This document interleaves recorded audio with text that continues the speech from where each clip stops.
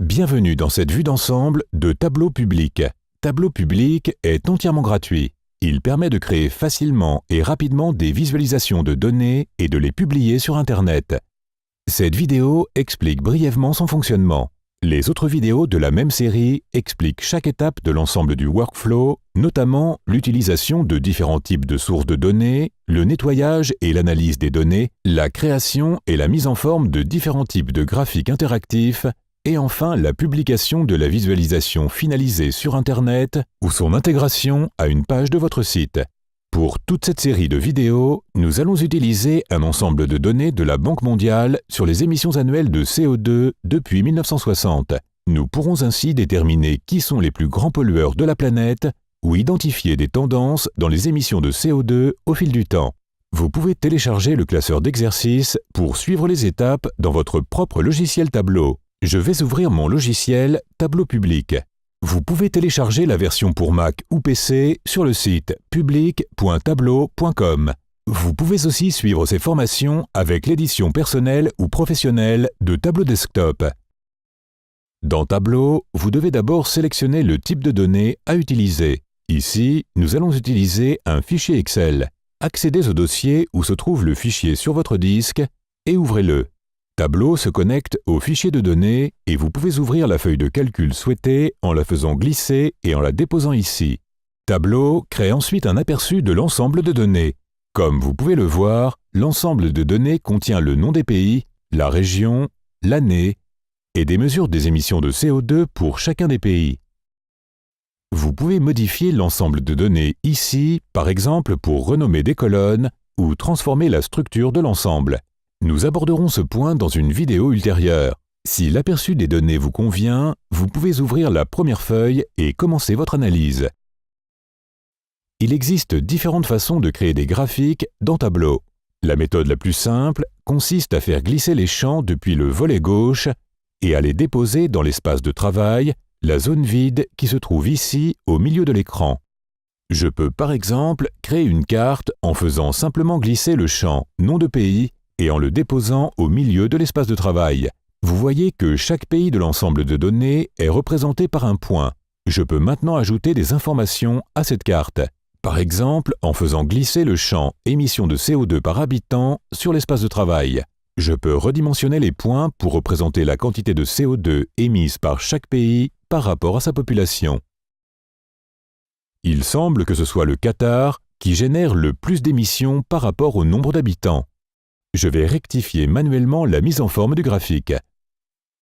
Je peux ajouter de la couleur en faisant glisser le champ « Émissions de CO2 par habitant » sur couleur. Je peux également modifier les couleurs.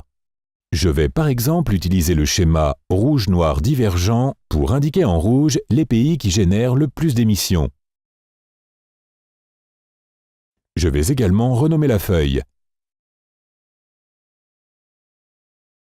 Créons un second graphique pour analyser l'évolution des émissions de CO2 dans le temps. Pour cela, j'ouvre une nouvelle feuille de calcul et je vais utiliser le même champ « Émissions de CO2 par habitant ». Je clique 2 fois dessus pour l'ajouter à l'espace de travail et je veux observer l'évolution des émissions dans le temps. Vous pouvez voir que les émissions de CO2 dans le monde ont globalement augmenté. Vous pouvez également voir à quelle vitesse ces émissions ont augmenté au fil du temps. Je vais maintenant ajouter les pays à la vue. Vous pouvez maintenant voir que pour le Qatar par exemple, qui apparaissait comme le plus gros pollueur dans le graphique précédent, la tendance des émissions est à la baisse, alors que pour d'autres pays comme Trinité et Tobago, la tendance est à la hausse. Une fois que le graphique me convient, je peux le mettre en forme pour rendre les différents éléments plus cohérents. Je vais à nouveau ajouter émissions de CO2 par habitant sur couleur et je m'assure que les couleurs correspondent à celles utilisées dans l'autre graphique. Avant de continuer, je vais renommer l'onglet pour le retrouver facilement par la suite. Ensuite, je vais utiliser un tableau de bord pour combiner les deux graphiques que j'ai créés. Je crée un tableau de bord en cliquant sur l'icône du milieu, ici, en bas de l'écran. Sur la gauche, je peux voir la liste des graphiques que j'ai créés. Il me suffit de les faire glisser et de les déposer sur l'espace de travail pour les combiner. Ajoutons tout d'abord la feuille « Émissions de CO2 par habitant » qui contient la carte. Ensuite, j'ajoute le graphique en courbe. Je définis la taille de mon tableau de bord en fonction de la manière dont je souhaite partager ou intégrer la visualisation finale. Je peux déplacer ou supprimer les légendes. Et je peux utiliser la carte comme filtre sur le second élément en cliquant sur ce symbole en forme d'entonnoir dans le coin supérieur droit. Cela signifie que je peux utiliser la carte pour filtrer les courbes du graphique en dessous. Si je clique sur le Qatar sur la carte, je vois la courbe qui correspond à ce pays dans le second graphique. Si je clique à nouveau dessus, la vue est réinitialisée. Je peux maintenant m'occuper de la mise en forme du tableau de bord et je peux ajouter à la visualisation d'autres éléments comme des titres, des annotations, des images et même des pages web. Je vais ajouter un titre. Une fois que le résultat me convient, je peux publier la visualisation sur Internet. Pour cela, vous devez disposer d'un profil Tableau public. Vous pouvez en créer un gratuitement sur public.tableau.com et stocker jusqu'à 10 gigaoctets de visualisation. Une fois que j'ai ouvert une session avec mon compte, je peux donner un titre accrocheur à mes visualisations et Tableau l'envoie sur Tableau public.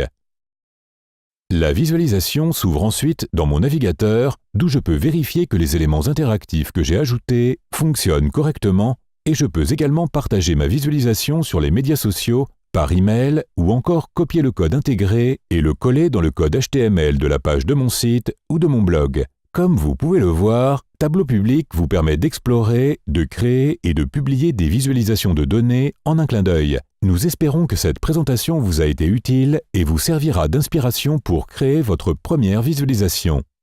C'est ainsi que se termine notre vue d'ensemble de la création de visualisations dans Tableau public. Nous vous invitons à regarder les autres vidéos pour en savoir plus sur cet outil.